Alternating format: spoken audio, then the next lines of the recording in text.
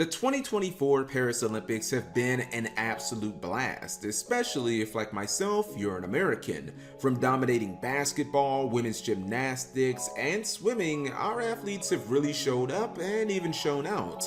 Heck, even outside of just the United States, there's been memes and remarkable finishes galore. With all that said, this is a Yu-Gi-Oh channel, and as unbelievable as this may sound, there was actually a prominent Yu-Gi-Oh storyline at this year's games. Enter 27-year-old Noah Lyles from Gainesville, Florida. Noah is a world-class track sprinter who actually entered the Paris Olympics with the title of World's Fastest Man. Most of you probably remember Noah from his internet-breaking moments of pulling Yu-Gi-Oh cards of all things out of his uniform after winning Olympic meets. First, Noah destroyed social media by busting out Blue Eyes White Dragon, and then followed that up by breaking out Exodia pieces and saying that he had bigger and greater things to come. Many like myself, and even you guys in the comment section of my last video on Noah, speculated as to what he had planned for the official events.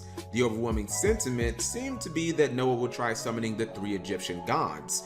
This made sense not only because they were a step up from Exodia and Blue Eyes, but also because Noah was slated to run in exactly 3 events. These included 2 separate 100-meter dashes, and then of course Noah's specialty, which was the 200-meter dash, where he was ranked #1 in the world. The 100-meter dash was up first and was easily one of the most incredible finishes you'll ever see in your life.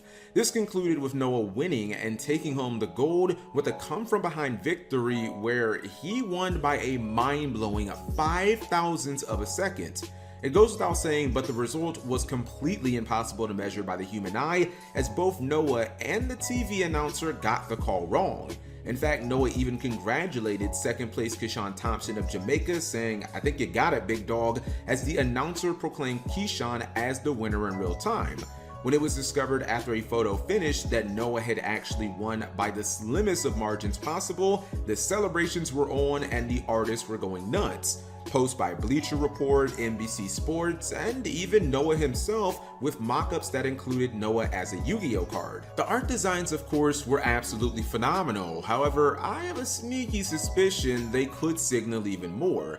I'll admit this is completely CapG speculation here, so take it with a grain of salt, but I think Konami may actually be considering not only bringing Noah Lyles on board as an official Yu-Gi-Oh ambassador, but may even consider making him into a physical trading card, which obviously on face value, the latter sounds absolutely absurd, as when you think about real life people being made into Yu-Gi-Oh cards, you generally tend to think about Tyler the Great Warrior, which took a real life and death situation to come to exist. However, we do know that Konami is clearly a fan of all this positive buzz and notoriety that Noah has brought to the Yu-Gi-Oh franchise during the games. I say this confidently because Konami themselves have retweeted nearly every Noah Lyles post over the past couple of weeks, especially the ones that directly reference Yu-Gi-Oh in addition to Noah Lyles himself. On top of that, Konami even congratulated Noah on his performances at the games, and there's even been some apparent Yu-Gi-Oh! Duel Links leaks that shows that Konami has a Noah Lyles event planned that is going to come later down the line. However, that is still a quote-unquote leak, so it's not official, and obviously that has yet to come to fruition for now, so again, you can take that with a grain of salt. Years ago, Konami launched the official Yu-Gi-Oh! Ambassador program using huge soccer player Anton Griezmann, which actually turned out to be a complete disaster where they had to dismiss him almost immediately for a scandal he found himself in. Moving along, I think Konami has probably wanted to relaunch the program, but hasn't found the right person who is a combination of famous enough and genuinely a true hardcore Yu-Gi-Oh fan. Noah Lyles actually checks both boxes and is now an Olympic gold medalist, which obviously every Olympic competitor dreams of becoming. Would it be out of the realm of possibility for them to give him a Duel Links campaign, relaunch the ambassador program with him being the face of it, and even give him his own TCG card?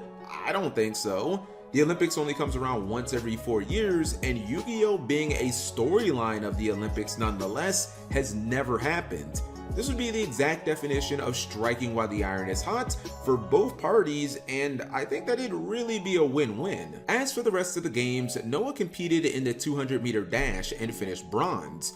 a disappointment in what is largely considered to be his specialty event. The result was pretty shocking, and Noah got hammered on social media by fans and even the likes of the competition, as the first place finisher went on to say that he wasn't suited to be the face of running because he wasn't loud and arrogant like Noah. With that being said, it later came out that Noah Lyles had recently contracted COVID-19 and even competed in this very event with an active case. While I'm no expert on Olympic track and field, I would guess that having an active case of COVID-19 would 100% affect a peak athlete's ability to perform at their very best, especially considering it's largely considered to be a respiratory disease. In an event that is often decided by less than a second, I think that it's easy to excuse Noah Lyles' less than gold winning performance, especially when he had to be treated by the medical staff immediately after the race's conclusion, with some even questioning why he was allowed to compete at all. Noah followed the bronze 200-meter performance by announcing that he would not be competing in his final event due to the COVID diagnosis, which in my opinion is very disappointing to see. Someone practices and trains for nearly 4 years of their life to be at the top of their game for really just 60 seconds or less of a performance, and ends up losing out to a disease that could have hit any one of the athletes there. Overall, I think Noah Lyles' Olympics were emphatically a success, mainly because an Olympic gold medal is something athletes work a lifetime to achieve and earn, and it literally puts you in the history books for eternity. Does it suck that on the day that Noah was going to compete, he was diagnosed with COVID-19, which undoubtedly affected a world-class runner like himself? Yes. And could Noah have probably won, I don't know, maybe at least 2 golds in the 3 events that he was competing in had he not gotten COVID at all? Again, I would like to think that the answer is yes. As for the Yugioh angle, I personally think that Konami should already be reaching out to Noah if they haven't already. An Olympic gold medalist with a genuine love for the Yugioh franchise, that's something that doesn't happen or doesn't come along every day. In fact, it's never happened, so what would it hurt to make Noah Lyles into a card with maybe the one of our 10 TCG exclusive spots that we get every core booster set anyways? Personally, I'd make him into an ultra athlete monster and just consider him part of UA legacy support because, I mean, let's just be real, that makes way too much sense, and the timing for the archetype getting support would just work out beautifully considering the Olympic Games and all. But what are your thoughts on this and everything relating to the Olympics and Yu-Gi-Oh, which is pretty much just this one singular story? Do you think Konami should bring back the failed Yu-Gi-Oh ambassador program for Noah? Do you think they should consider giving him his own card? And do you believe that they are cooking up something for Noah Lyles in Yu-Gi-Oh Duel Links? Because again, those leaks kind of just started a couple of weeks ago and they seem pretty believable if you ask me. Anyways, you leave that all in the comment section below, and thank you all for watching as always. And actually, a very late and interesting development for this entire Noah Lyles Paris Olympics saga. In fact, so late, I had already finished the video, uploaded it to YouTube, and then stuff came out, and I was like, oh wait, let me go ahead and delay this a bit so I can put this into the video so people can know about it. But there's some footage going around that apparently shows Noah Lyles dancing in what seems to be a packed club, probably in Paris, France, but don't quote me on that. And a lot of people are now accusing Noah Lyles of essentially not having COVID, or saying that he faked it, or that it was an excuse to kind of explain why he did so poor in the second event, why he ended up getting bronze instead of gold, etc, etc. And it has picked up a lot of steam. A lot of people are saying that Noah Lyles can't say nothing after what just happened to him. You know what I'm saying? Then he want to come out and pretend like he's sick.